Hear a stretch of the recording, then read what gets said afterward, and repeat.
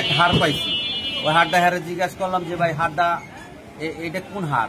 উনি বললো যে এটা খাসির হার হইতে পারে, আমি খাসিও রান্না করি। আমি না, এটা খাসির মতন লাগে না, কিন্তু গরুর মতন লাগে না। পরে একবার দেখাইলাম, আরো 5 জন আসলো, একবার দেখানোর পরে সবাই বলতেছে যে না, এটা এই গরুর হার না। এই